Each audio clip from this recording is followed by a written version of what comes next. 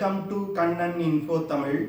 நம்ம இன்னைக்கு என்ன டாபிக் பார்க்க போறோம் அப்படின்னா, சமீபத்துல பாகிஸ்தான் சீனாவிடமிருந்து J-35A 5th generation fighter jet விமானத்தை வாங்க இருப்பதா அறிவிச்சாங்க. இதனை தொடர்ந்து பாகிஸ்தானை சேர்ந்த முன்னாள் விமானப்படை அதிகாரிகள் பாகிஸ்தான் துருக்கியிடமிருந்தும் Kaan 5th generation fighter jet விமானத்தையும் வாங்க இருப்பதா சொல்லியிருக்காங்க. நிறைய டிஃபென்ஸ் எக்ஸ்பர்ட்ஸ் இந்தியாவை அமெரிக்காவின் F-35 5th generation fighter jet விமானம் இல்லனா ரஷ்யாவுடைய Su-57 5th generation fighter jet விமானங்களை வாங்கணும் அப்படின்னு சொல்றாங்க. India 5th generation fighter jet விமானத்தை இணைப்பதற்கு தற்போது ஆம்கா விமான ப்ராஜெக்ட மட்டுமே நம்பி இருக்காங்க. இது ஒரு சரியான விஷயம் கிடையாது அப்படின்னு நிறைய டிஃபென்ஸ் எக்ஸ்பர்ட்ஸ் இந்தியாவை குறை சொல்ல ஆரம்பிச்சிருக்காங்க. எதற்காக திடீர்னு பல முனைகள்ல இருந்து இந்தியாவை வெளிநாடுகள்ல இருந்து 5th ஜெனரேஷன் ஃபைட்டர் ஜெட் விமானத்தை இறக்குமதி செய்ய சொல்லி அழுத்தம் கொடுக்கப்படுது? இதற்கு பின்னாடி உள்ள அரசியல் என்ன? பாகிஸ்தான் J-35A விமானங்களை சீனாவிடமிருந்து இறக்குமதி செய்ய போறோம் அப்படின்னு சொன்ன உடனே இந்தியா பயந்துகிட்டு F-35 விமானங்களை அமெரிக்காவிடமிருந்து வாங்குவது ஒரு சரியான விஷயமா? J-35 விமானங்களை உடனடியா பாகிஸ்தான் விமானப்படையில இணைக்க போறாங்களா? இதனால இந்தியாவுக்கு ஏதாவது பிரச்சனை வருவதற்கு வாய்ப்பு இருக்கா அப்படிங்கிறது குறித்து நம்ம டீடைலா இந்த வீடியோல பார்க்கலாம். கடந்த சில வருடங்களா பாகிஸ்தான் தன்னுடைய விமானப்படையை நவீனப்படுத்துவதற்கு அதிக முனைப்பு காட்டி வர்றாங்க. இதற்கு காரணம் இந்தியா பிரான்சிடமிருந்து ரஃபேல் போர் விமானங்களை வாங்கி தங்கள் விமானப்படையில் இணைச்சிருக்காங்க. இதன் காரணமாக பாகிஸ்தான் சீனாவிடமிருந்து J-10 விமானங்களை வாங்கி தங்கள் விமானப்படையில் இணைச்சாங்க. J-10 விமானங்கள் ரஃபேல் போர் விமானங்களுக்கு நிகரான விமானம் அப்படின்னு பாகிஸ்தான் சொல்லி வந்துகிட்டு இருக்காங்க. ஆனா உண்மையில J-10 விமானங்கள் ரஃபேல் போர் விமானத்தோட செயல்திறன் கிட்ட கூட வர முடியாது. நிலைமை இப்படி இருக்கும் பொழுது பாகிஸ்தான் திடீர்னு ஒரு அறிவிப்பை வெளியிடுறாங்க. அதாவது சீனாவிடமிருந்து J-35A அப்படிங்கிற ஒரு 5th ஜெனரேஷன் ஃபைட்டர் ஜெட் விமானத்தை வாங்க இருப்பதா சொல்றாங்க. இதனை தொடர்ந்து பாகிஸ்தானை சேர்ந்த முன்னாள் ராணுவ அதிகாரிகள் துருக்கியிடமிருந்தும் Pakistan Kaan 5th generation fighter jet விமானத்தை வாங்க போறாங்க அப்படின்னு அறிவிக்கிறாங்க. இந்த விஷயம் ஒரு மிகப்பெரிய பேசுபொருளா மாறிச்சு. அதாவது பாகிஸ்தான் கூட ஒரு 5th ஜெனரேஷன் ஃபைட்டர் ஜெட் விமானத்தை தங்கள் விமானப்படையில் இணைப்பதற்கு பல முனைகள்ல முயற்சி செய்யறாங்க. ஆனா India 5th generation fighter jet விமானத்தை படையில் இணைப்பதற்கு ஆம்கா விமான ப்ராஜெக்ட மட்டுமே நம்பி இருக்காங்க. இது ஒரு சரியான விஷயம் கிடையாது அப்படின்னு இந்தியாவை கடுமையா நிறைய டிஃபென்ஸ் எக்ஸ்பர்ட் விமர்சனம் செய்ய ஆரம்பிச்சாங்க. அது மட்டும் இல்லாம இந்தியா அமெரிக்காவிடமிருந்து F-35A இல்லனா ரஷ்யாவிடமிருந்து Su-57 விமானங்களை வாங்கி இந்திய விமானப்படையில் இணைக்கணும் அப்படின்னு நிறைய டிஃபென்ஸ் எக்ஸ்பர்ட் சொல்ல ஆரம்பிச்சாங்க. ஆனா பாகிஸ்தான் சீனாவிடமிருந்து வாங்க உள்ள J-35 விமான டெவலப்மெண்ட் பல பிரச்சனைகளை சந்தித்து வருவதா தற்போது செய்திகள் வெளிவந்திருக்கு. அதாவது சீனா இந்த J-35A விமானங்களை தங்கள் விமானம் தாங்கி போர்க்கப்பல்கள்ல வச்சு பயன்படுத்துவதற்காக டெவலப் செஞ்சிருக்காங்க. இந்த J-35A விமானத்தோட புரோட்டோடைப்பை மட்டுமே சீனா உருவாக்கி இருக்காங்க. ஆனா சீனா விமானம் தாங்கி போர்க்கப்பல்கள்ல வச்சு இயக்குவதற்காக உருவாக்கப்பட்ட J-35A விமானத்தை பாகிஸ்தான் விமானப்படைக்காக தரையில் வைத்து இயக்கப்படும் விமானங்களா சீனா மாத்தி தருவதா சொல்லியிருக்காங்க. இப்படி ஒரு டெக் பேஸ் ஃபைட்டர் ஜெட் விமானத்தை தரையில் வைத்து இயக்கும் விமானமா மாத்தணும்னா விமானத்துல பல்வேறு விதமான மாடிஃபிகேஷன்ஸ் செய்யணும். குறிப்பா விமானத்தோட ஏர் ஃப்ரேம், ஏவியானிக்ஸ் போன்ற விஷயங்கள்ல மாற்றத்தை கொண்டு வரணும். அப்படி மாற்றம் செய்தால் அந்த விமானத்தை மறுபடியும் பல கட்ட சோதனைகளுக்கு உட்படுத்தப்பட வேண்டும். ஆனா சீனா அதை செய்வாங்களா அப்படிங்கிறது ஒரு சந்தேகம்தான். இதனால J-35A விமானத்தை பாகிஸ்தான் வாங்கி தங்கள் விமானப்படையில் இணைச்சாலும் அந்த விமானத்தோட செயல்திறன் குறைவாதான் இருக்கும் அப்படின்னு சொல்றாங்க. ஏன்னா ஒரு டெக் பேஸ் ஃபைட்டர் ஜெட் விமானத்தை பாகிஸ்தானுக்காக சில மாற்றங்களை செஞ்சு சீனா சப்ளை செய்யறாங்க. ஆனா சீனா ஒரு டெக் பேஸ் ஃபைட்டர் ஜெட் விமானத்தை தரையில் வைத்து இயக்கும் விமானமா மாற்றுவதற்கே பல வருடங்கள் ஆகும் அப்படின்னு தற்போது செய்திகள் வெளிவர ஆரம்பிச்சிருக்கு. அடுத்து பாகிஸ்தான் துருக்கியிடமிருந்து வாங்க போறதா சொல்லும் Kaan 5th generation fighter jet விமான ப்ராஜெக்ட் பல்வேறு பிரச்சனைகளை சந்திச்சு வந்துகிட்டு இருக்கு. குறிப்பா துருக்கியால Kaan 5th generation fighter jet விமான ப்ராஜெக்ட்டுக்கு சரியா நிதி உதவி செய்ய முடியல. அது மட்டும் இல்லாம Kaan 5th generation fighter jet விமான ப்ராஜெக்ட் இன்னும் டெவலப்மெண்டல் ஸ்டேஜ்ல தான் இருக்குது. துருக்கி மீது பல பொருளாதார தடைகள் இருக்குது. இதனால துருக்கி Kaan 5th generation fighter jet விமானத்தை தயாரிக்கும் விஷயத்துல பல பிரச்சனைகளை சந்திச்சு வந்துகிட்டு இருக்காங்க. அது மட்டும் இல்லாம துருக்கி ஃபைட்டர் ஜெட் விமானங்களை இதற்கு முன்பு தயாரித்து எக்ஸ்பீரியன்ஸ் கிடையாது. முதல்ல ஒரு ஃபைட்டர் ஜெட் விமானத்தை தயாரிக்கிறாங்க. இதனால பல தொழில்நுட்பங்களை சொந்தமா தாங்களே உருவாக்க வேண்டிய கட்டாயத்துல அவங்க இருக்காங்க. எப்படி இருந்தாலும் துருக்கியோட Kaan 5th generation fighter jet விமானம் டெவலப் செய்யப்பட்டு முடிக்கணும்னா குறைந்தது 10 to 15 வருடங்கள் ஆகும் அப்படின்னு சொல்றாங்க. அதனால J-35A மற்றும் Khan 5th generation fighter jet விமானத்தை பாகிஸ்தானால உடனடியா தங்கள் விமானப்படையில் இணைக்க முடியாது. நிலைமை இப்படி இருக்கும் பொழுது நிறைய டிஃபென்ஸ் எக்ஸ்பர்ட்ஸ் உடனடியா இந்தியா அமெரிக்காவின் F-35 விமானத்தை வாங்கணும் அப்படின்னு சொல்லி வந்துகிட்டு இருக்காங்க. இதற்கு பின்னாடி சர்வதேச விமான தயாரிப்பு நிறுவனங்கள் செய்யக்கூடிய அரசியல் இருப்பதா தற்போது சந்தேகம் எழ ஆரம்பிச்சிருக்கு. அதாவது தற்போதைய நிலையில இந்திய விமானப்படையில பல நாட்டு விமானங்கள் பயன்பாட்டில் இருந்து வருது. இந்தியா கடந்த 60-70 வருடங்களா மிகப்பெரிய அளவுல விமானங்களை இறக்குமதி செய்து பயன்படுத்தி வந்துகிட்டு இருக்காங்க.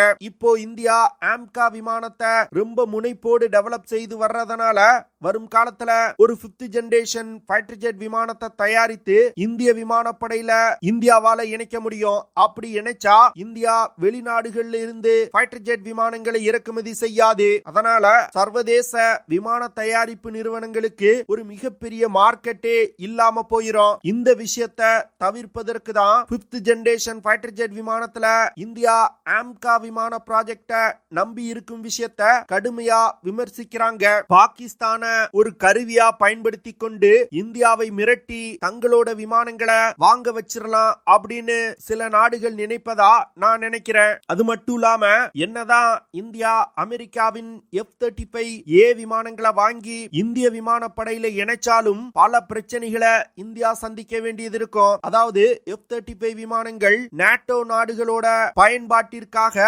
உருவாக்கப்பட்ட விமானங்கள். அந்த நாடுகள் என்ன மாதிரியான ஆபரேஷன்களை அதிகமா செய்வாங்க, அவர்களோட தேவை என்ன அப்படிங்கிற பல விஷயங்களை வச்சு உருவாக்கப்பட்ட விமானம். குறிப்பா அதிக நெட்வொர்க் சென்ட்ரிக் வார்ஃபேர் கேப்பபிலிட்டி கொண்ட விமானமா F-35 விமானங்கள் உருவாக்கப்பட்டிருக்கு. ஆனா F-35 விமானங்கள் தற்போது இந்திய விமானப்படையில் இணைக்கப்பட்டால் F-35 விமானங்களை இயக்குவதற்கான இன்ஃப்ராஸ்ட்ரக்சர் இந்தியாவிடம் கிடையாது. இதனால பல ஆயிரம் கோடிகளை செலவு செய்து நெட்வொர்க் சென்ட்ரிக் வார்ஃபேர் கேப்பபிலிட்டிக்கு தேவையான விஷயங்களை உருவாக்குவது, காம்ப்ளெக்ஸான லாஜிஸ்டிக் சப்ளை செயின்களை உருவாக்குவது போன்ற வேலைகளை இந்தியா செய்ய வேண்டியது இருக்கும். அது மட்டும் இல்லாம F-35 விமானத்தை வாங்க ஆகும் செலவை விட விமானத்தை இயக்க ஆகும் செலவு ரொம்ப அதிகமா இருக்கும் அப்படின்னு டிஃபென்ஸ் எக்ஸ்பர்ட் சொல்றாங்க. இதனால இந்திய விமானப்படை F-35 விமானங்களை இயக்குவதற்கு மிகப்பெரிய அளவுல செலவு செய்ய வேண்டியது இருக்கும். இதன் காரணமாக